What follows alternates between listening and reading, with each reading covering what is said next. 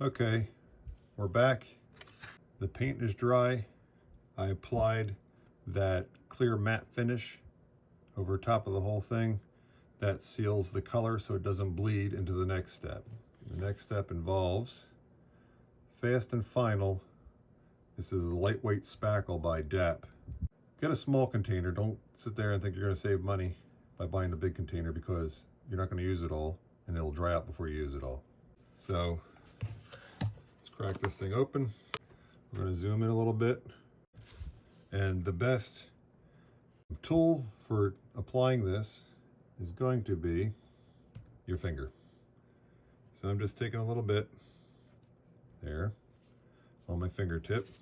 And actually might be even too much. Just do a little bit at a time. And we're going to be smearing it kind of across the grain of the brick, you would say. And you're pressing down so that it gets into nooks and crannies. And you can go a little heavy in some spots, a little lighter in other spots, as if some of the mortar is falling out. Get another load up and do a little bit more.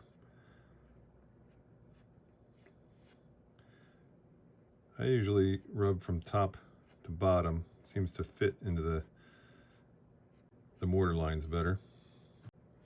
You don't even have to hit all the spots even. You can miss some spots if you want to. If you want a little bit older weathered looking brick that maybe the mortar has completely come out, or at least recessed in. Got that little spot right in the middle there. So if you see any big spots, just take your finger and wipe them off. That'll dry. And if you think it's a little bit too white, let it dry, and you can always hit it with either weathering chalk or even with a slight tint or a paint that's been watered down a little bit. And as you can see, putting that mortar on, or that spackle technically, it kind of dulled the red down a little bit, so it's not so harsh. So we're going to let that dry. Zoom back out. Easy step. Let it dry. You can come in again, do any little touch-ups if you want. The key is Fast and Final. It's like a lightweight, fluffy spackle almost.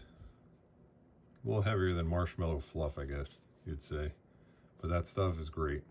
I've had this for a little while, and you can see I barely made a dent in it, and I've done a lot of brick with it. Keep model railroading.